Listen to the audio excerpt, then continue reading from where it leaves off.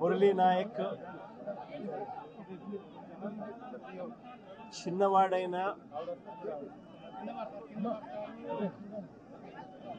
రాష్ట్రంలో చాలా మందికి పెద్దలకు కూడా స్ఫూర్తిదాయకంగా ఒక పెద్ద వ్యక్తిగా ఎదిగాడు తన చావుతో.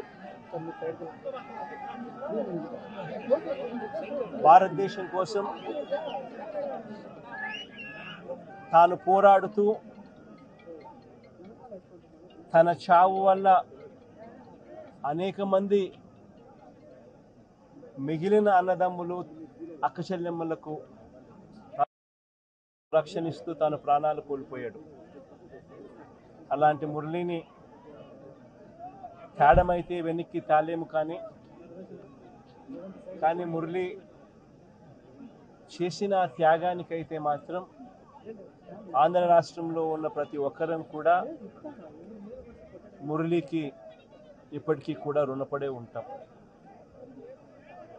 రాష్ట్ర ప్రభుత్వం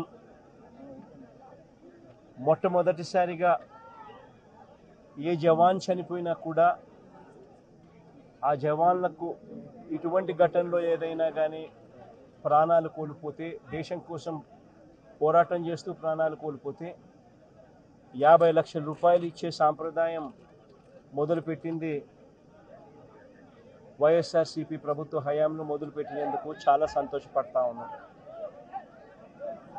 ఆ సాంప్రదాయాన్ని కొనసాగిస్తూ ఇప్పటి ప్రభుత్వం కూడా 50 లక్షల రూపాయలు మురళి కుటుంబానికి ఇవ్వడానికి ముందుకొచ్చినందుకు ఈ ప్రభుత్వానికి కూడా కృతజ్ఞతలే. పార్టీ తరపు నుంచి అన్ని రకాలుగా మురళికి అండగా తోడుగా ఉంటాం. పార్టీ తరపు నుంచి ఒక 25 లక్షల రూపాయలు వైఎస్ఆర్ కాంగ్రెస్ పార్టీ తరపు నుంచి అండగా ఉంటూ ఆ కుటుంబానికి తోడుగా ఉండే కార్యక్రమం చేస్తాం. మనిషిని తేలేకపోయినా కూడా తాను చేసిన త్యాగానికి అందరం కూడా అండగా తోడుగా ఉండే కార్యక్రమం అయితే ఖచ్చితంగా జరుగుతుంది. ఇలా కుటుంబానికి మంచి జరగాలని, చనిపోయిన మురళికి తన ఆత్మకు శాంతి కలగాలని దేవుణ్ణి మనసారా కూడా కోరుకుంటాను.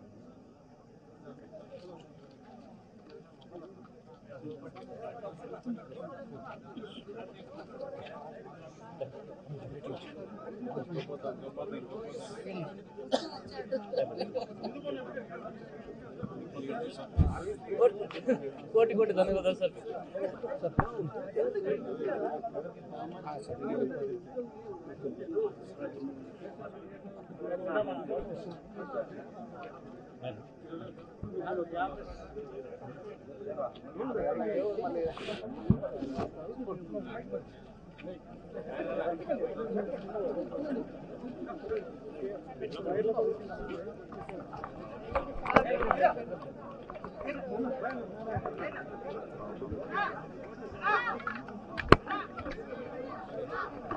వైర్ తీసుకో, ఇంకో వైర్ తీసుకో.